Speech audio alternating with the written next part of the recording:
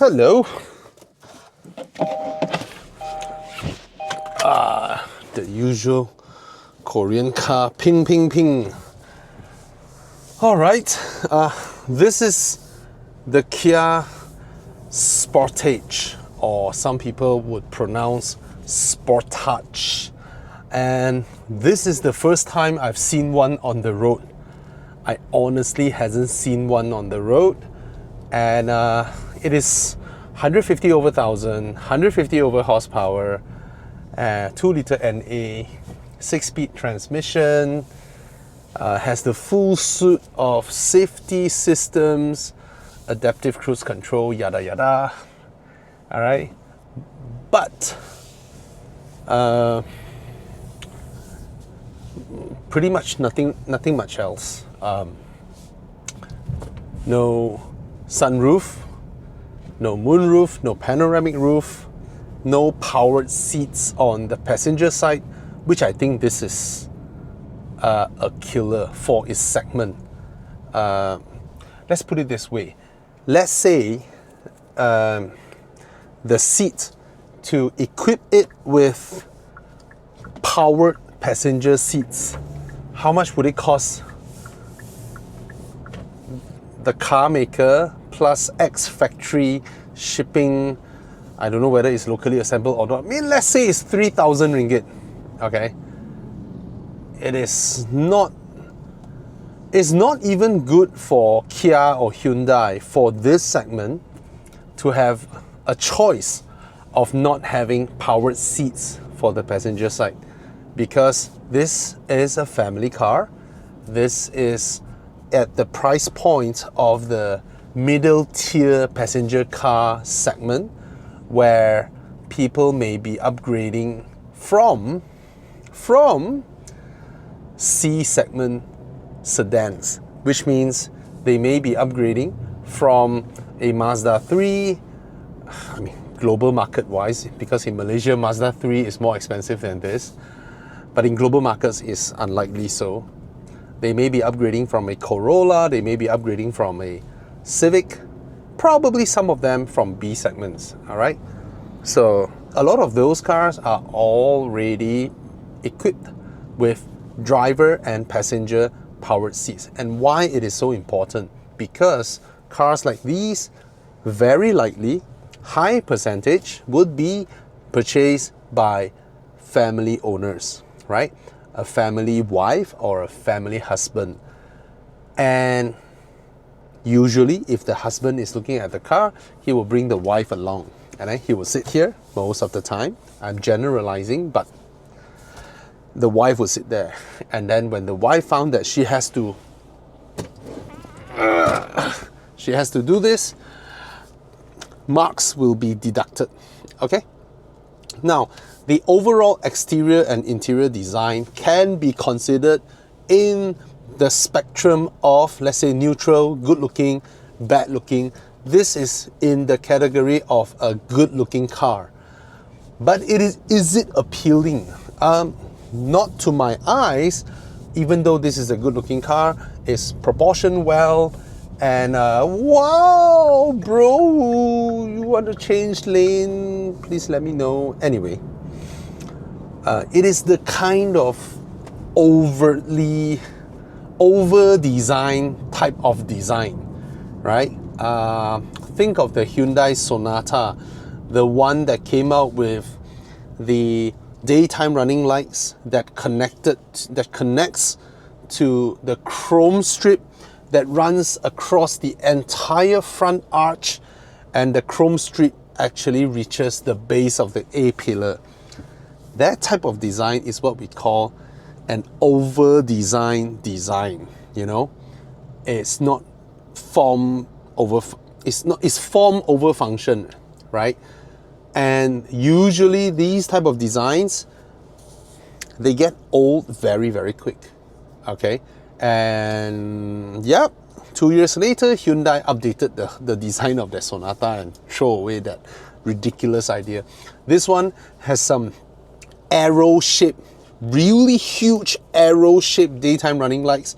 that runs from the top of the bonnet to the bottom of the side air intakes, and then within that arrow, they hide the headlight cluster. So it is a very refreshing design, which you can say no one dare to do it, or everyone is like cringe when they see it to vote whether they want to go with the design. But anyway, it's what the Koreans would sometimes do. Ridiculous designs that just have caught everyone is like, and then somebody, usually the higher ranking one, this is great, this is what I want, out of the box, something different.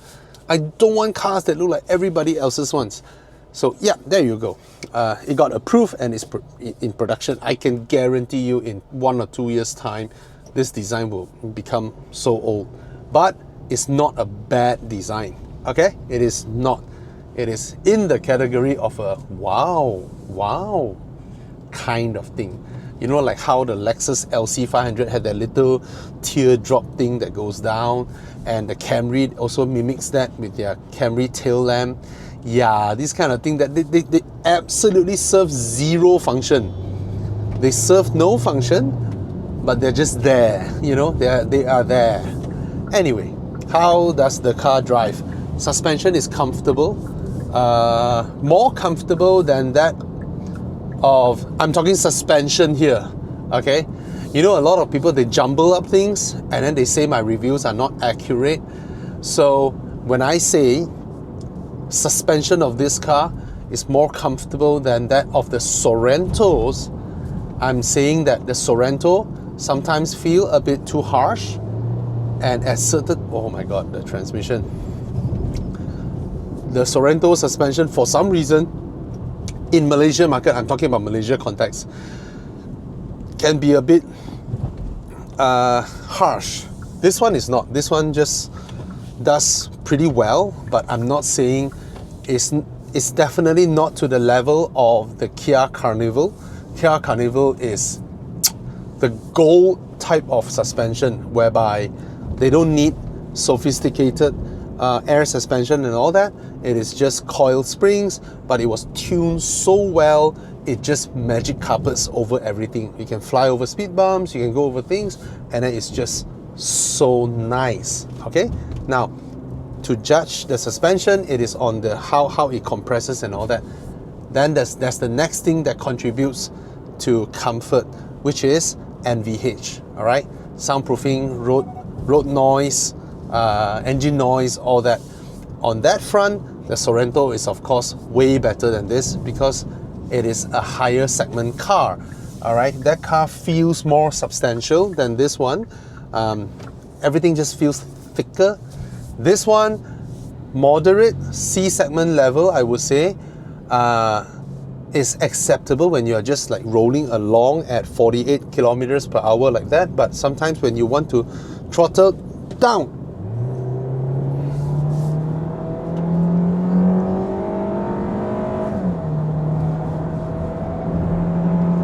yeah, you can certainly hear the engine screaming. It picks up speed. At the end of the day, I think this type of performance should be direct injection. I can't be sure. It should be. All right. But overall for 2025, if we're talking about 2025, it is not considered as a car that is powerful at all. Acceptable. Just that you know, you have all the noise from the window area. You can hear more road noise. Okay, basically a Proton X50 or X70 has better NVH than this one. That's it. Those are better than this. All right, at least from where you are sitting as the driver and the sound that you perceive. Yeah. Now, how's the drive? Now, this car has the full suite of safety systems. You know, lane keep assist, rear cross traffic, blind spot monitoring, blind spot warning, proximity with the car in front, and all that. It has the full suite of it. And the good thing is, you can Bro.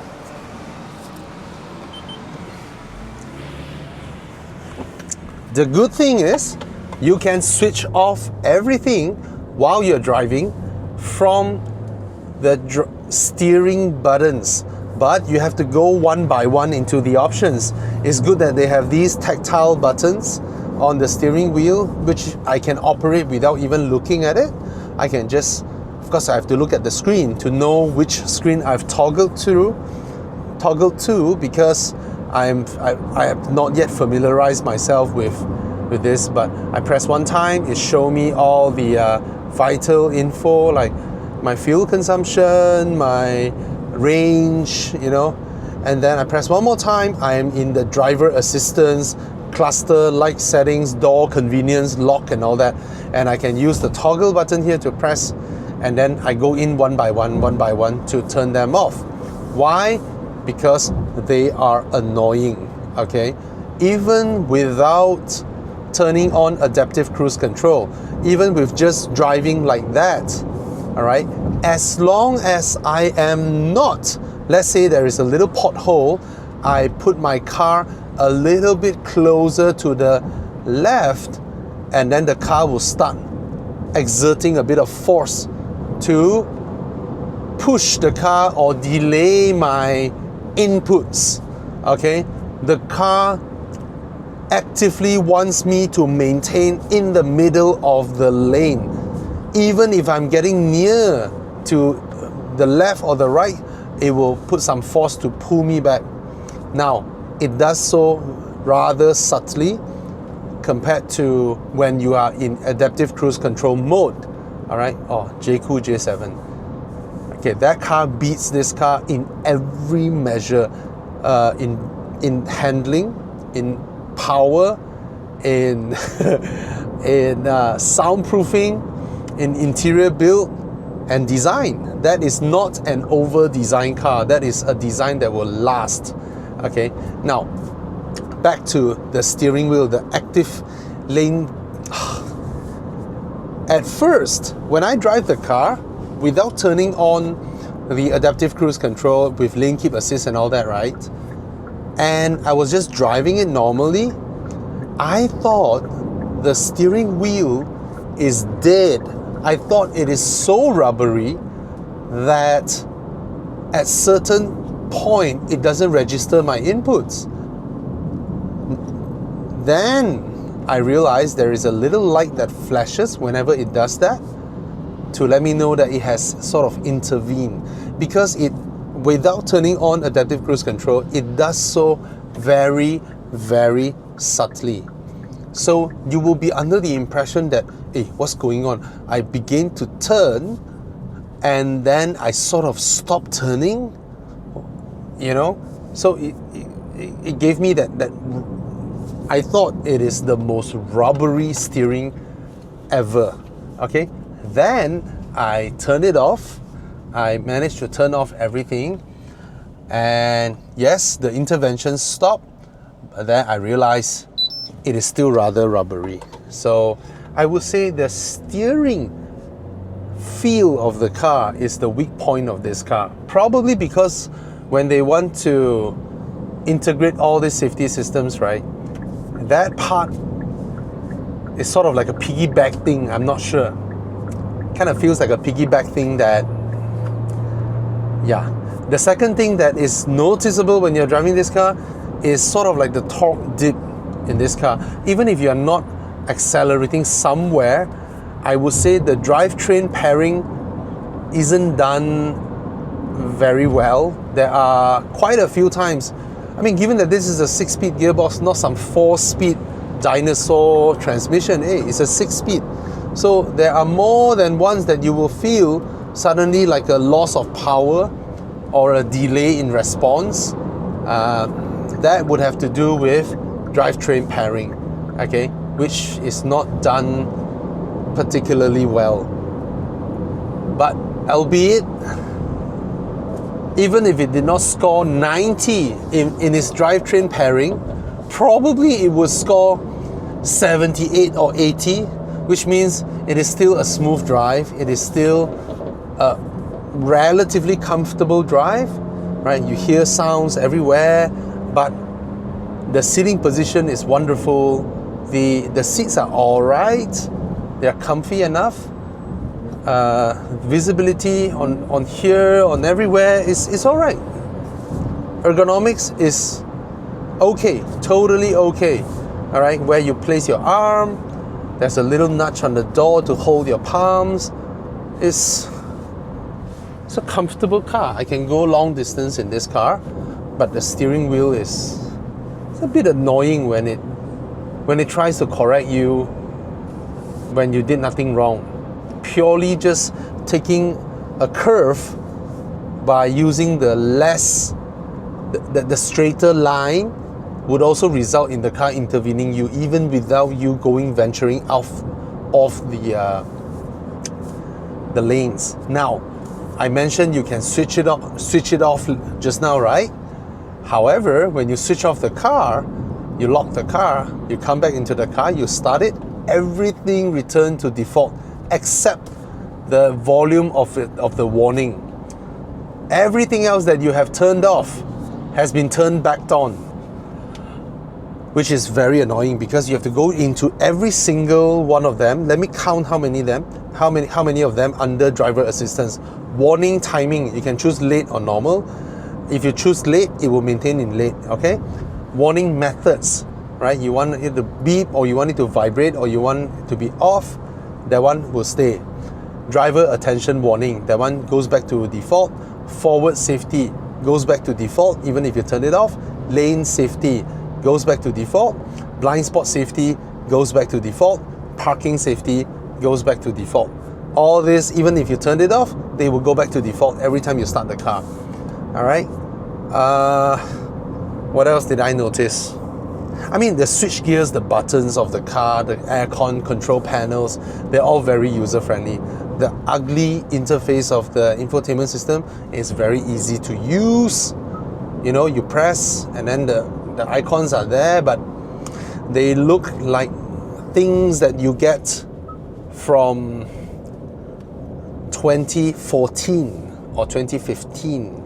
Yeah, 2014. Even the screen quality, the resolution, the speed with which it registers is it looks like 10-year-old. But I know, just like the Kia Carnival, there is a higher spec one, right? There is a higher spec with larger screens that integrate this whole so-called single long screen effect kind of look. Basically, it's two, but they just merge it with one thing so as to look like that of a Mercedes E-Class screen, which is not there. Okay, of course, they have some knobs. So it is something that is, you can tell that it is, you put 2014 stuff in a 2024, 2025 kind of, no, the E-Class came out in 2015 and it already has this dual screen thing, right? But all these are old school, okay? But hey, it connects to my phone well, it plays Bluetooth music well, it displays the character of the music here, even if it's Chinese character, it's able to decode everything. It does it. However, if I'm driving, let's say heading to Penang now, and my wife sitting here, she wants to pair her phone with this infotainment system so that she can listen to her music, it's impossible because I'm driving, because the car hasn't shifted into park.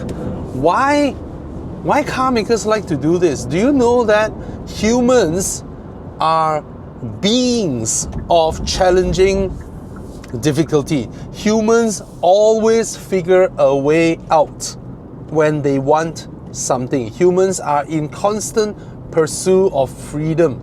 So if you pairing Bluetooth is a simple thing these days. I mean, it's not like there's a code you have to punch into the screen, right?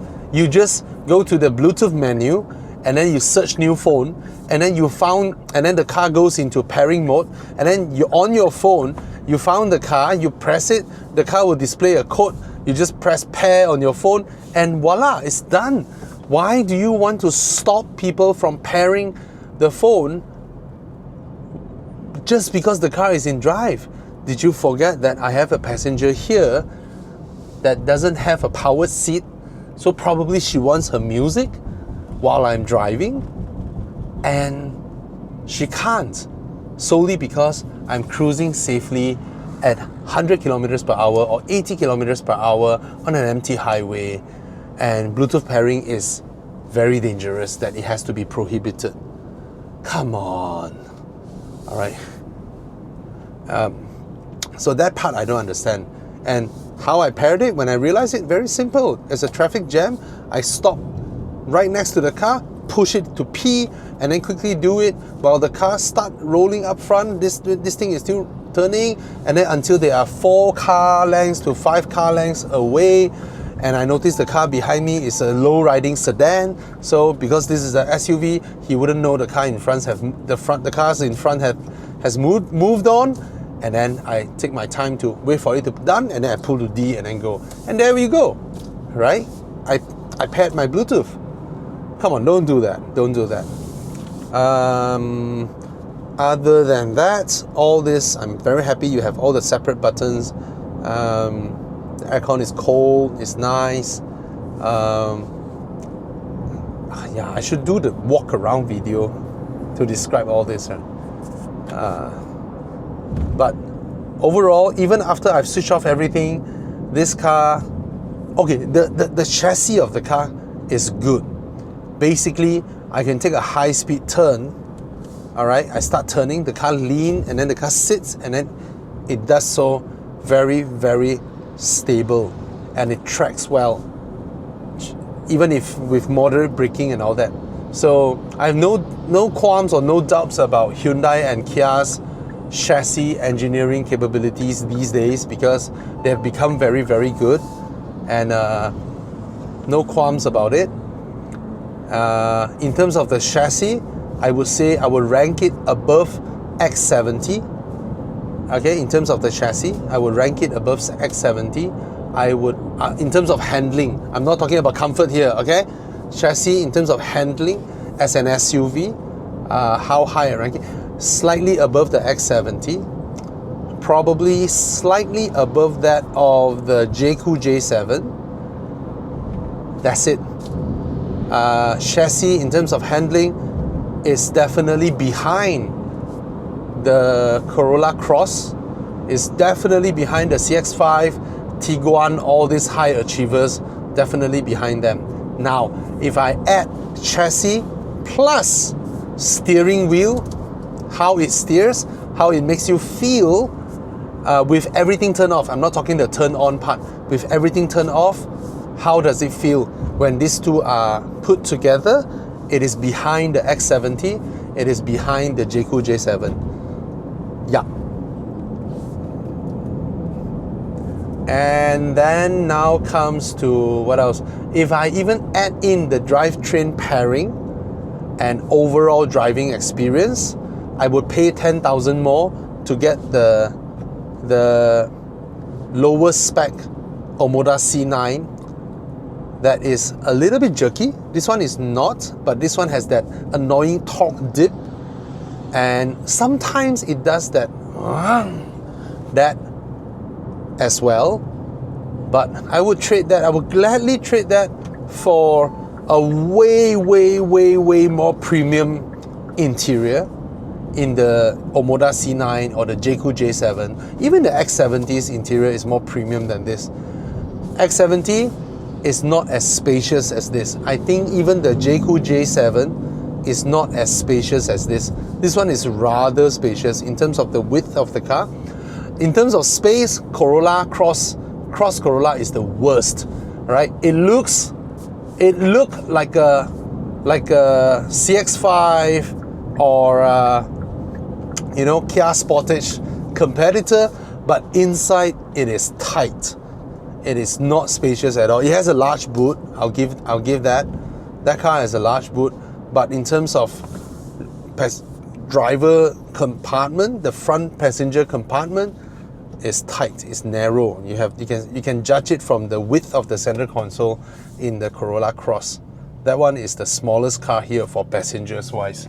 Okay, for boot, I think the Corolla Cross boot is even larger than this car's boot. Okay, what's going on with that? Okay, let's go. Yeah, in this time and age, the lack of power is a little bit annoying. And if I compare this 2-liter NA to Mazda's 2-liter NA, both are 6-speed gearbox. There is no fight at all. No fight. This one just now it does that. See, it's from the torque dip. It's not from the jerky gearbox. It's from the dip of power. It's like, what the heck is that car doing? Yeah. This one. You see? Yeah.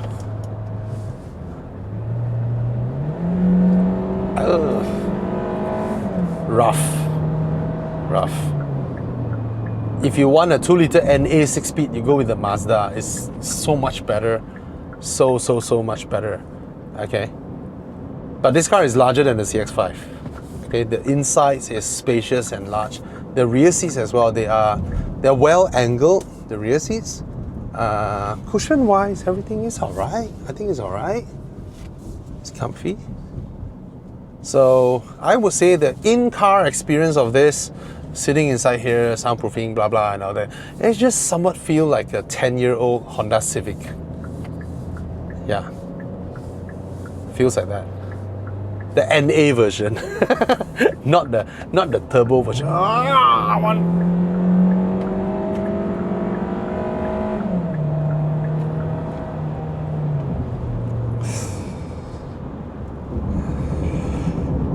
Yeah, the design of the car is aggressive, but the transmission and you see the chassis is good. The chassis is good. The suspension, geometries, the arms, they're good. Not the greatest, because all cars have gotten very good at that. Alright, that's the drive of this car. Later I'll do the walk around of the car and go through, you know, the build quality, the materials and all that. If this video is too long, probably I'll just split that out as another video. Okay, I've also tested the adaptive cruise control. Generally is okay, except there is some inconsistency with when it begins to lift off and gradually brakes. That consistency is a bit mixed. Sometimes it will begin slowing down at a further distance. Sometimes it reacts rather late, which gives you a scare.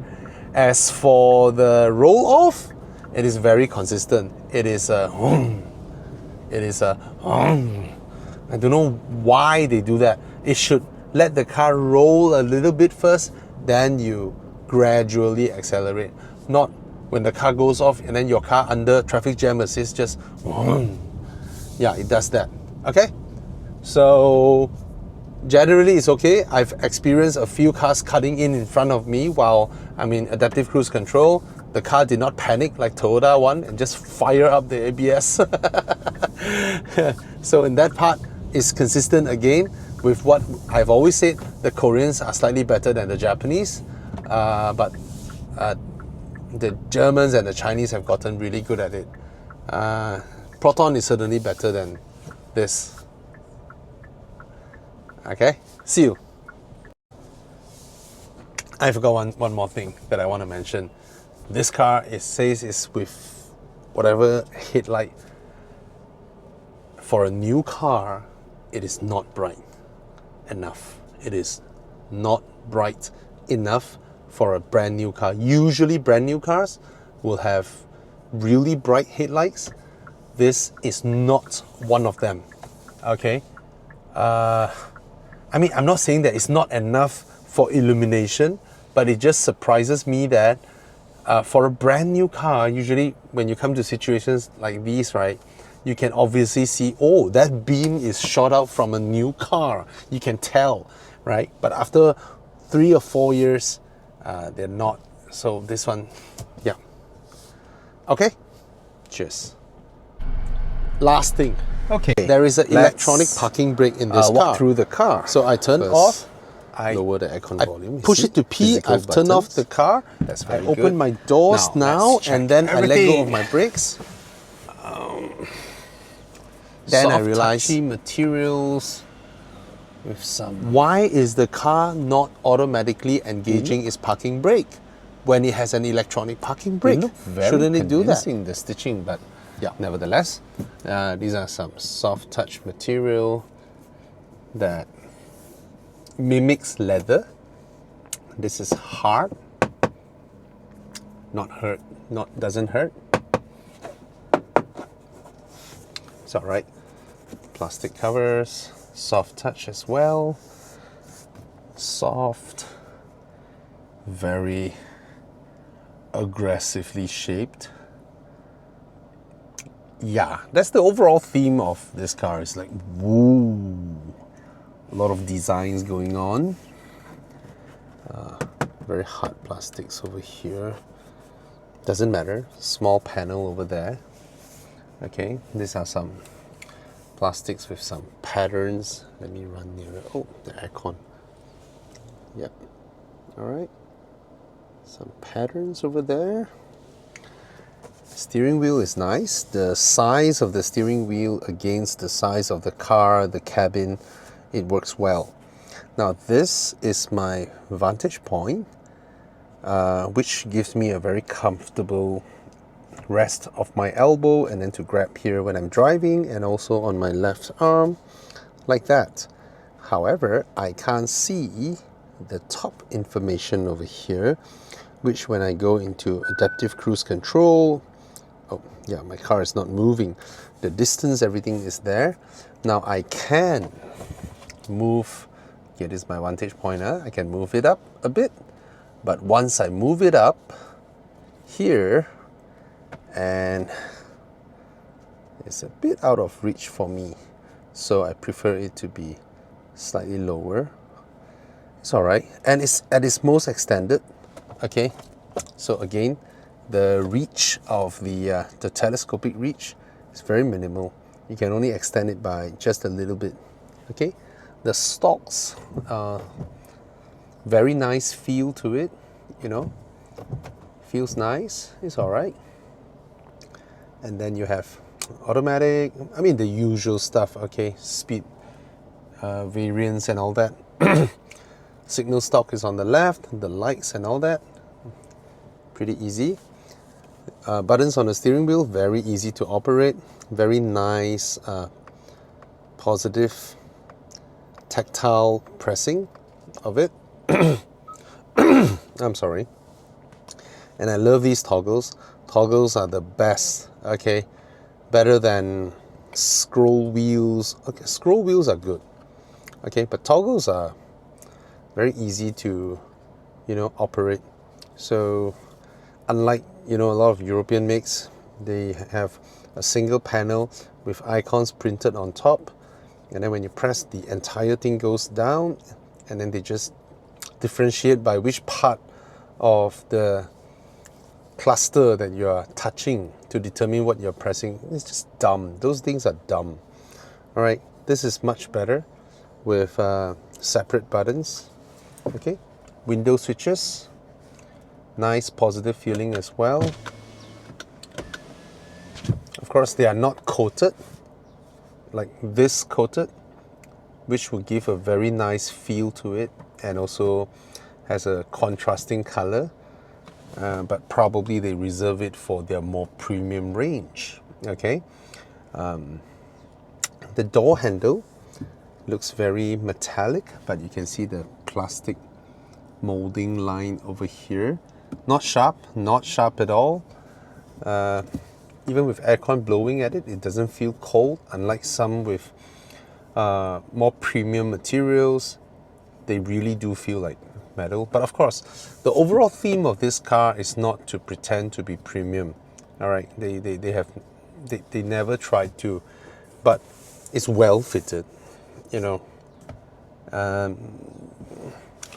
How do I put this? You can see everything is fitted nicely, but how do I put this? How do I explain and describe this to you guys? See, this is one part, this is one part, this is one part, this is one part, this is one part. Okay, and this is one separate part, this is one separate part. So yeah, it's all right. Some newer designs, they sort of cohesively blend things around. So I think this is modern enough. And then, of course, this is the... You know how when BMW has that stand-up screen and then everybody copied, and then when Mercedes did this, everybody copied as well. This is like, okay, let's make it look like that, you know, where the screen could have been housed inside the usual hood. This one could have been here, but then they place a bracket over it, and this bracket almost pretend like there is some serious electronics inside. They make it so thick and chunky as though this is some serious panels with things going on in there. And no, it's just a casing. It's just a casing that makes you feel like, wow, substantial, huh? But it's just a casing on top, and then with two separate stuffs over here. And this one is, you know, these are touch sensitive physical knobs, and then this interface is, as you can see, is ugly. All right, but easy to use nevertheless. Everything is just here, it's out there. Okay, and yeah, you know, rather primitive in a way. Still better than Mazda, but Mazda's is oh well. Mazda. The only drawback with Mazda is their infotainment now. You know, after so many years, 15 years since they debuted that round thing. Anyway, here, very straightforward. You have this lighting that I'm sure you can adjust them. Oops, not here. Not here. So there's a plethora of stuff that you can control with this. Okay. As to where you toggle to adjust these things, I'm not too sure. Is it here? Can you change display? Blue light, blah, blah, blah. No, nothing to do with this. Purple lights over here. Anything there? Nothing. Quiet mode, media phone, blah, blah. Nothing to scroll about. What about here? Again, I press this, settings, lights, cluster theme, link to drive mode. Oh, so they have an ABC theme. So if I switch to sport, it's red, smart is purple, normal is also purple, eco. Yeah, I guess that's it. I mean, you see what I'm getting here, right? This is a full LCD screen, but sort of, you know, the effort with which they make use of it is rather primitive, so to say. Yeah, nothing much. Your rear occupant alert, you know, service interval, welcome lights, auto rear wipers and all that. Doors, you want it to auto lock, auto unlock, power tailgate, smart tailgate. Wow, so many options just on tailgate alone. Yep. Okay. I guess you get the hang of it. So it's basically like those Vios or City where you have this to control the middle one, and then these two are static, but then they made it into a digital lookalike, and that's about it. All right. Here we have adjustments on the light height settings. Hold to open the boot, traction control, electronic parking brake. It doesn't auto engage, but it auto disengages. When I start the car, put it in gear, and then it disengages whether I put on my seatbelt or not. Okay, I like this. This is pretty, you know, handy. Okay, Soft touch, so, not so soft touch, but not the type of hard plastic where it hurts your knuckles, the higher quality type. And this is surprisingly, as a compartment here, it's rather bad. There's no rubber mat or something like that. Okay, this is curious. This one bumps up exactly where probably your knee rests. It doesn't hurt your knee, even though it's hard plastic. As I mentioned, it's the higher quality type, but it's hard. Nevertheless, the whole thing is hard. And at first I was like, what does this do? Because if I open the door, probably when it's fully opened up, you can use here to bring the door in, I guess. Yeah, I think that's the reason. But I found a secondary use for it, which is when I'm driving, cruising, I rest my palm here because this one doesn't have the handle. But when this one bulges up a little bit, I put my palm here, my arm doesn't fall. So I find it nice. The door cuts, curiously, it's not a small door. There are no speakers over here. This is molded in such a crude fashion. Look at that. You see this car, the overall theme is over design, right? You see the way they designed this door handle, the way they designed this, and then that's how they choose to finish it, like that, that's it. And it's not deep enough. This thing, look at the distance between this and my seat. They could have molded a little bit bulgier so that this part can at least put a water bottle, you know, the kind of water bottle that kids bring to school. It couldn't go in there. It can only fit like a small mineral water bottle, 500 ml. And then this one, so it's interesting. I mean, I know there is a speaker over here, but if you make use of the speaker, the slanted angle, and then this part, let the molding be like that, you still achieve your objective, right? It's still strong enough to hold the door, and at least you can put a large bottle here and you can put more things here, and then this one, let it pass through. You know, you can store more stuffs, right? Okay, just some industry knowledge there, because I've seen so many cars, I've reviewed so many cars. Certainly can be done on what I mentioned over there. Now, after touching so many Chinese cars with that floating console thing, with that under compartment, yes and no. The under compartment is fabulously spacious, but it's so out of sight that most of the time you barely use it. And a lot of them, right, the top part is so thick, it's very hard to put your arms in there to grab your stuffs, right? So it's more like is it a novelty?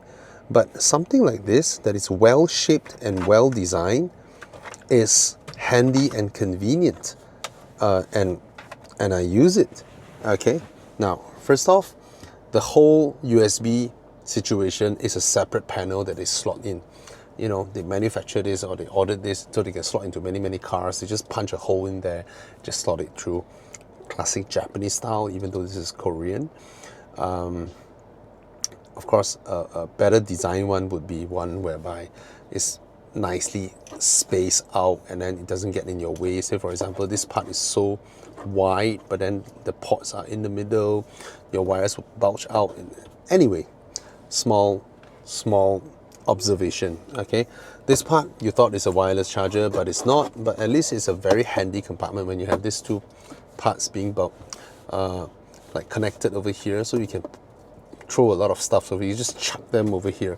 But this one looks like a mat, right? It's actually a hard plastic. So even though I put my stuff here, they shake around, man, when you're driving, like and you accelerate. See it bounce back. That's how hard the plastic is. It bounces back. So it's like, yeah, I see some patterns there. Oh, it must be a mat, but it's not. You know, you can hear how annoying it is. But nevertheless, empty buttons. This is the nicest empty button replacements I've seen. It's so nice. The touch feel is matte, and it kind of like, wow, how many empty stuffs that I'm missing out. Nevertheless, this whole thing, this whole panel is to house the gear lever, and then you have the drive mode selector. This is more for drama actually. In this time and age, I totally agree with what Mercedes-Benz did to their interior, which is this one does everything. The lights is just a knob that turns, and then your signal, your wiper, everything is done on one stalk. The other one is the gear lever, and then you can space out this entire thing, just empty it. You know, you put your drive mode selector somewhere here, just let this part be a beautiful compartment to store stuffs. Okay, but nevertheless, this is their design. This theme, this overall T-shaped theme is here, and it is very nice to hold, even though the design doesn't match the rest of the car, but it's all right. Nicely finished, and very straightforward. Okay, no surprises there. And this is what I call the best cup holder in the business, because when it's not in use, you can use all this space. I saw it the first time in Tiguan's, and yep, they have employed the same thing, but again, there's a lot of mechanism here, the spring loader, the click lock and all that. So over time, you know it may break. Okay, look at this mechanism. As I push this back, the thing will retract. How nice. Engineering, and it gets out of the way so you get to use your stuff. But this entire chunky thing, all right, but I'm happy. But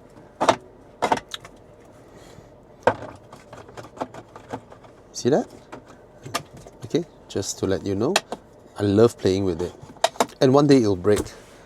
Even though it's quite sturdy, but it will break one day, because anything that moves will one day stop moving in your car interior. All right, again, this and this is unnecessary when this is so well designed. You could have just had, you don't need a click lock these days, you know, just have a stronger hinge, like a lot of Chinese cars, Volkswagen, Audis and all that. I mean, you have a click lock, but you don't have a physical key to lock it. So what's the point, right? You don't need that. This is, if this is, you look at how Honda does their center console, very smart. You know, things move around, and then you can have a lot of space for compartment and all that. This is unnecessary, but oh, okay. Soft touch, you know, as an armrest, it's all right. Comes down slowly, nice quality plastics, but it's not covered in felt. You can see how crude this plastic is. The hardest type, the type that hurts your knuckles. This one, and this one. Yeah, I only found these two parts, and of course inside the door cut is of this type of plastic, not this type. This is higher quality. Doesn't hurt your knuckles that much. The mirrors are huge, nice, but again, I hate this, man. I hate this. I saw it the first time in a lot of Fords. So this is the type whereby you use physical force. See this? Okay, you turn it on. This one bulges out a lot. Hence, you need to use this to slap on it to turn it off. Who the hell came up with this and still successfully convinced car makers to buy their parts? This is so Soviet, you know. This is very, very Soviet style, you know. Oh, you have this bulger, you slap on it, and then it's off. Like, what the heck? There's no sunglasses holder. Car makers, if you're selling a mid-size SUV, a lot of your buyers will be women, and they would appreciate a sunglass holder would be nice. All right, this one, self-explanatory. You can turn this on. This one turns on the entire car's lights, the dome lights. This one can turn on by itself.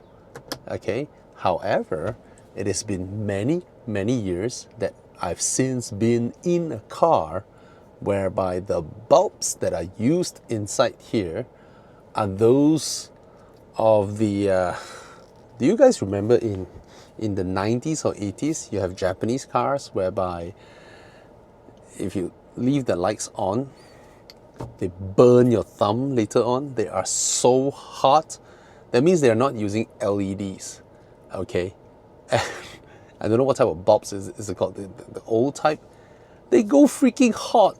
They actually go really, really hot to the touch when you leave it on for like, let's say, 10, 15 minutes. You're in the car at night, you know, enjoying your aircon, turn on the lights, doing your stuff, you know, and it gets really, really, really hot, you know. It's beginning to warm up now. I'm like, what? In a Kia in 2025? I cannot believe it.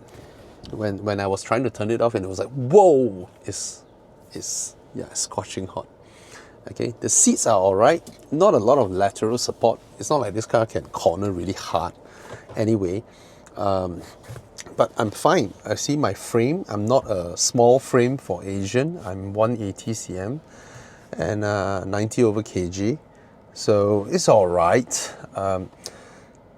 Definitely not on par with the seats that I've been sitting on with in a lot of Chinese cars around the same price point. Definitely not that level, but it's all right. It's comfortable enough. Okay, this one can be adjusted up and down. And let's hop into the rear seats, shall we? The doors open up to about 70 plus degrees. What about the rear as well? Oh, almost 80 degrees. Very nice. And there's a lot of beat in this car. Space is aplenty. This is way more spacious than a CX-5 and more spacious than a JQ J7 slightly. And I'm going to turn this on. Okay. Yeah. It's a very nice seat at the back here. I'm surprised with the seat back angle. This is very nice. Okay. Okay, I want to tell car makers this thing. Look at this cup holder. Just a hole with two cup holders, right? Why a lot of car makers put them like that? Vertical instead of horizontal. Why? Because when you put them vertical, up front and back, after you put two bottles, you can still rest your palm or your arms, right? So if you are going with this type, basically punching a hole and just put this thing there and leave it, compared to those where, you know, it's a lid and then with cup holders slotting out and all that. Those that slot out from here also means you can rest your arm and then they come out from here, you can still put your stuff, okay? But when you do it this way, which is the worst way, you put two bottles here and your arms you have to go like T-Rex, you know? Imagine a bottle here. Okay, imagine this is a bottle. You get what I mean, right? But here, then you can. So just want to tell the car makers to reflect this to your engineers. Okay, but look at the angle of the seat back. Fantastic. Now the middle part is a bit too bulged up for what it is, you know. Nothing much, what? Why make it so bulgy? No point. There's no point.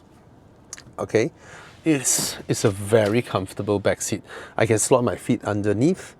I am noticeably sitting higher than the front passenger. That means I can see over them. And one best part, this one I have to give it to Kia. It's the first time I've seen this. Smart, could have been smarter, because you don't need it to be that deep to hold. But let me show you this, and it's rubberized here, very nicely rubberized here, so it doesn't damage your screen. Look at that. You can put your iPad here, you can put your stuff here, but it blocks a lot of view because they made it too deep. You know, you could have hold it with a little bit lesser, but of course it won't be that firm. But nevertheless, it's brilliant. Using the backrest in this manner is brilliant. Okay, headroom is aplenty. I get a full palm of headroom. The armrest is full length. It's soft touch here, and oh, the door bins. Oh, that's where they fail again. Look at the door bin. What can you use it for? Yes, you can see an angle. Okay, you can see somewhat that mimics a bottle, but this part is blocking you from putting the bottles in. So, and this is blocked off. This is bad. Doesn't even gel in with the design. Okay, there's some hooks over here. There's a USB port over here, another USB port over here, another hook over here, pockets over here, pockets over here. Well done. Compartment here, aircon vents, well done. Okay, very nice. Let me go back into the car because they are spraying the mosquito stuff. I'll continue the video later. Okay, that spraying stuff went off and then the sky starts raining. It's been 30 minutes, I think. I'm stuck in the car. But anyway, it's the beeps and boop and boop. Yeah. If you step out of your car with your family inside the car and your keys are in your pocket, the moment you step out, the car will just go beep. Anyway, let me show you the lighting signature of the car. Look at that, man. Is it good looking? Yes. Is it overtly designed? Yes, as well.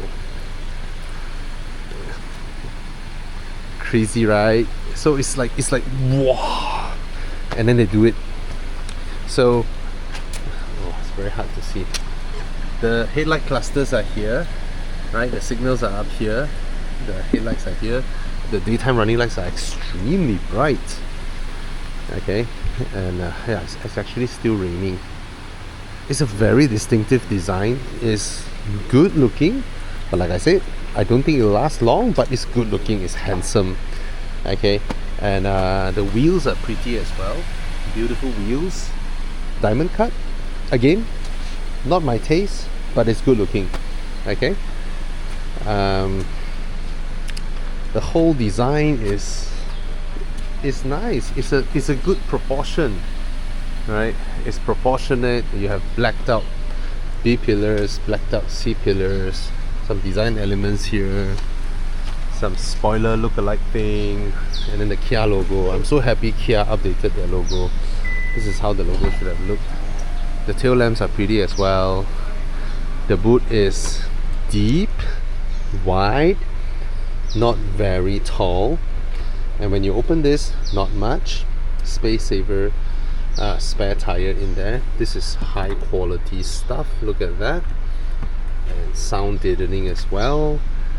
And when you look at this hole, nothing much here. You know you can store the tonneau cover inside the boot, which is a very, very good thing.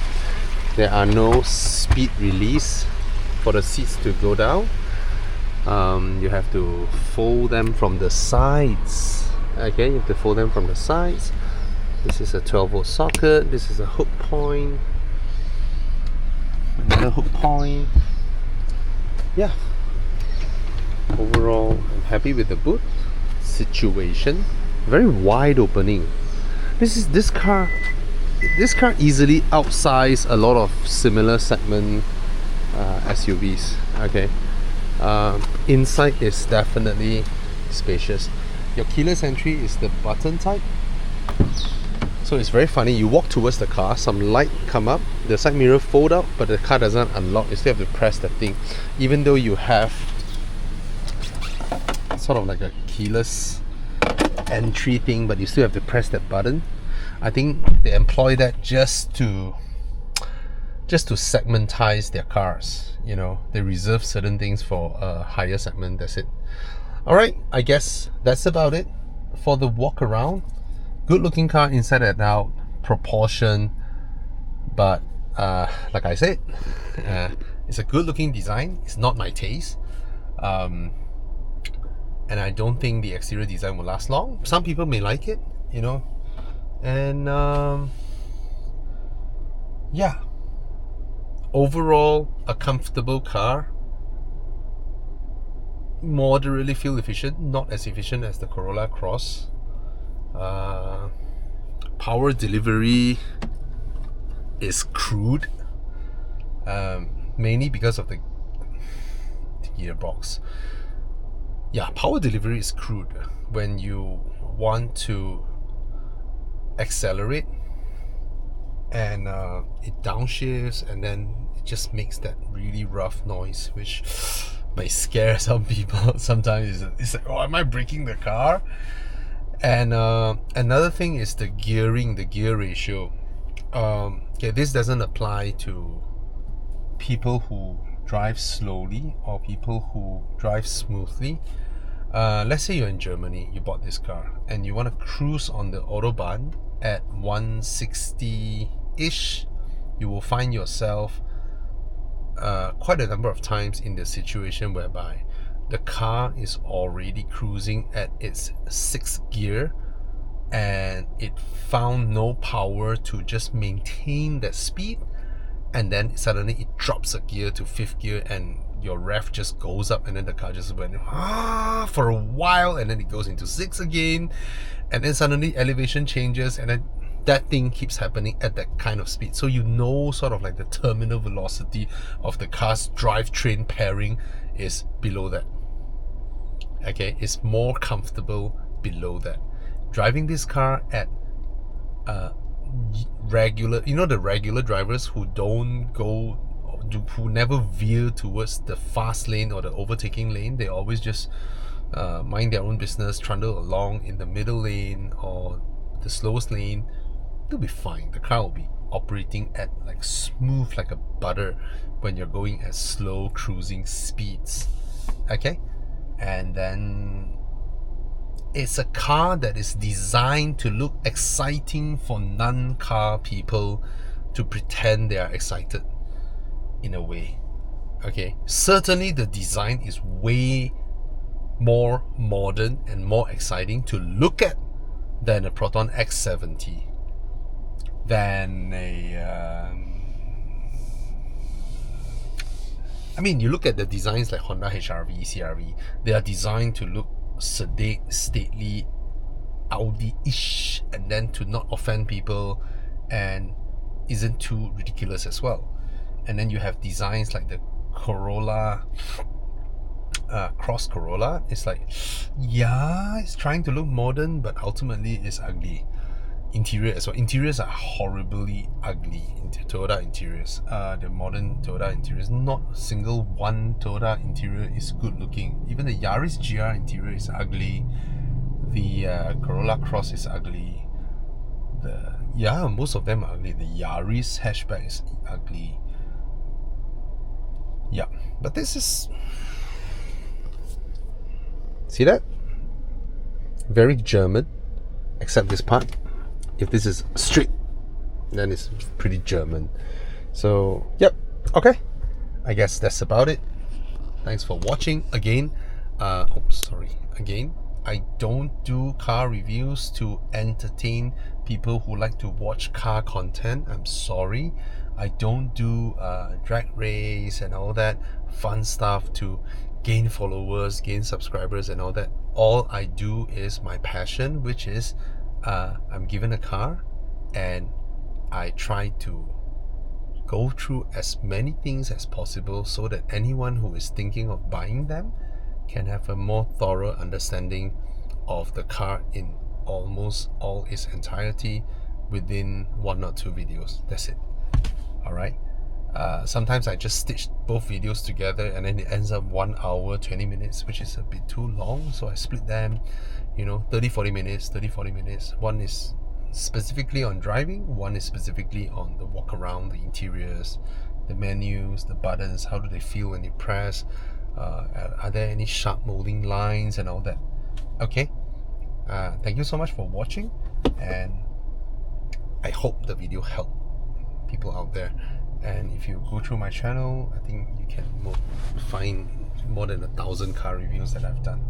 Alright, and yeah, and I used to be a car magazine editor, so my mind is editorial mindset, just that if I write now, there's no medium to reach people, and using videos is more effective for people who want to buy cars. Cheers. Oh, lastly, there are no 360 cameras. Okay, there are no 360 cameras, and even though the reverse camera has the guiding lines and all that, it's not the best, but usable. Okay.